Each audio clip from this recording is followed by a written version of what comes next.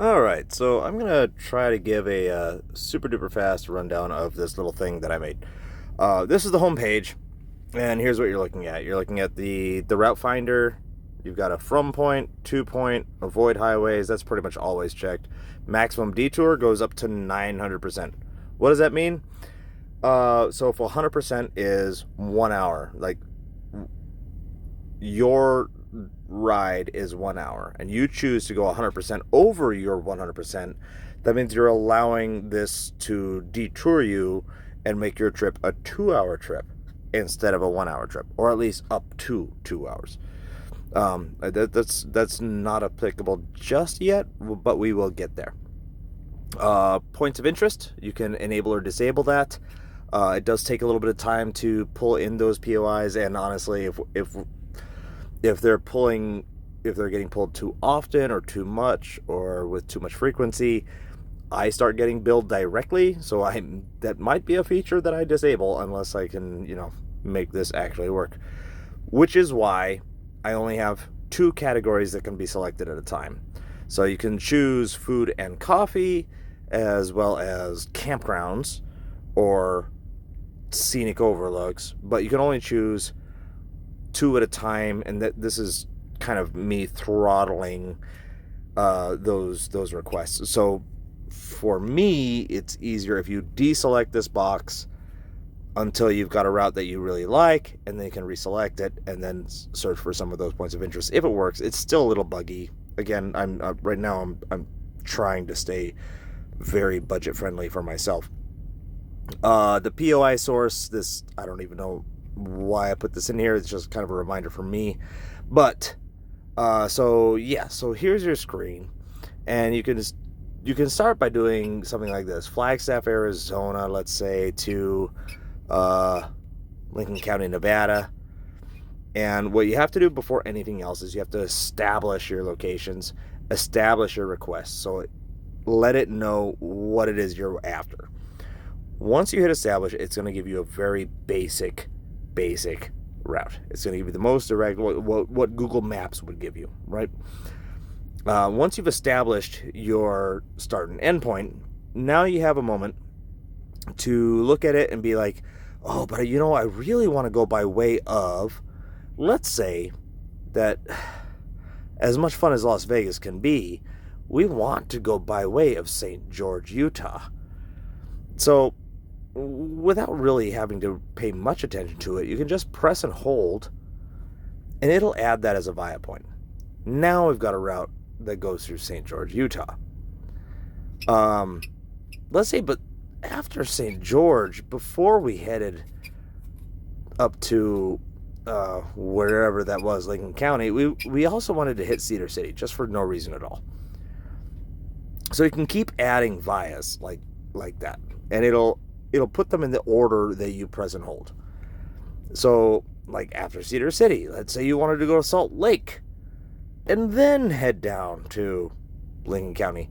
Now, there's not much other ways to get there other than to double back, which kind of looks kind of lame. And hopefully, this proves to be the option where making it twisty helps. So, it doubles back, it's following interstates. Let's say we wanted to get really weird and go 900% the time and mileage frames, and we wanted to see the POIs along the way. We've already established our route by adding these vias, which can be removed right here, or we can clear all of them. But let's go ahead and click the Make It Twisty button. Now, twisty, it'll get there. But what it is going to do is it's going to give you as many detours as it can. It's going to make your, 5-hour ride a 20-hour ride if you want it to. At 900%, it could actually probably do that. So let's see what it comes up with for us.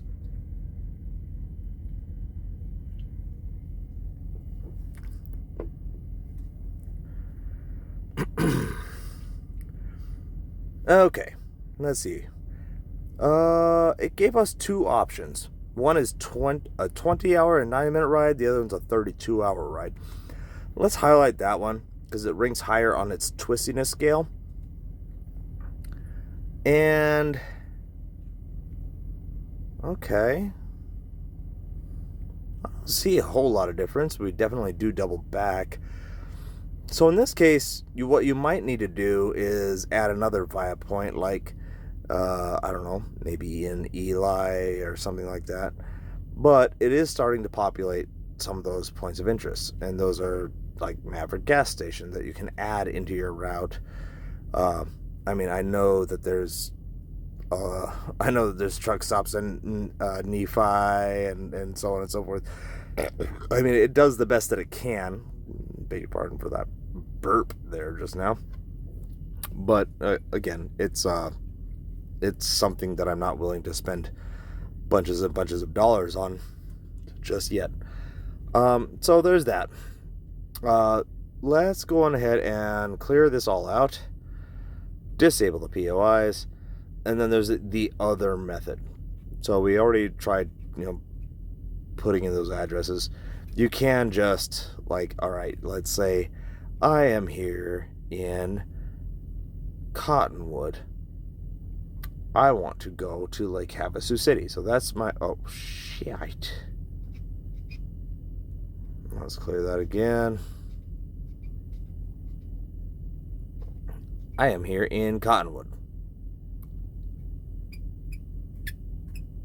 All right, so this cycles, which is the issue. So, from. As long as when you click it says from, that is your start point. Now, depending on how many times you've touched the map, from and to might get transposed with each other. Let's say I want to go from Cottonwood to Lake Havasu City. Now I've got those. So we have two options. The from and to direct route, you can come into controls and you can establish it, or let's say there was somewhere specifically that you wanted to go by way of. Let's say we wanted to go by way of Prescott. You press and hold. Now it'll route. It's like, all right, here's the way to do that. Now that has created for you an established route. Now you can go make it twisty. If it has options, it will give them to you. I'm really hoping I don't make an ass of myself. I want to see this actually do something crazy. Again, this is me like working on a 20-cent budget. So 20-cent budget and a little bit too much free time.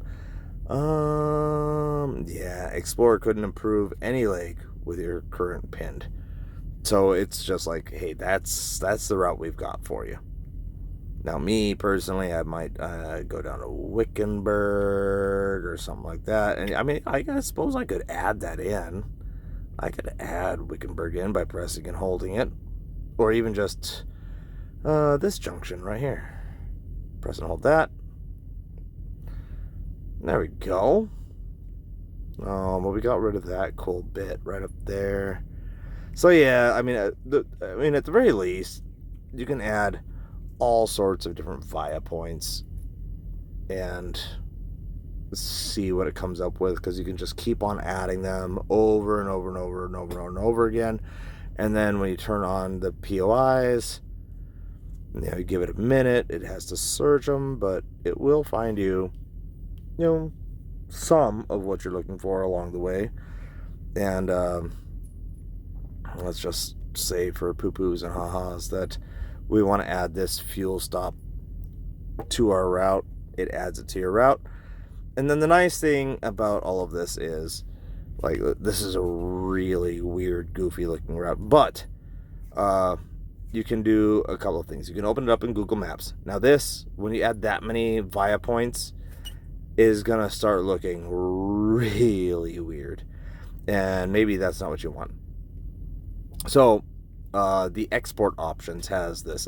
You can split it into segments from Google Maps, because Google Maps doesn't like a whole lot of waypoints, and it gets really confused, and you get a map that looks like that. So you can do it chunk by chunk. Segment 1 will still look like garbage, but that's why I included also the GPX track. You download the GPX track, and then you open it. Now, if you have an app like Rever or Kali, because these exist and they do the thing that I'm trying to do, but they cost money sometimes. But you can open it, a GPX track, in an app like Rever, and it will pull up your turn-by-turn everything that we just created in my free thing for free in their app without having to pay, their stuff. Guess where I am? Area 51 Alien Center Travel Center.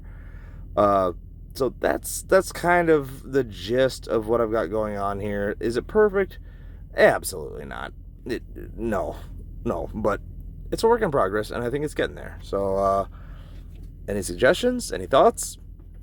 Let me know, please. I want to make this actually, like, I kind of want to put Rever and Kalimoto and all of them other things out of business because I love the ride.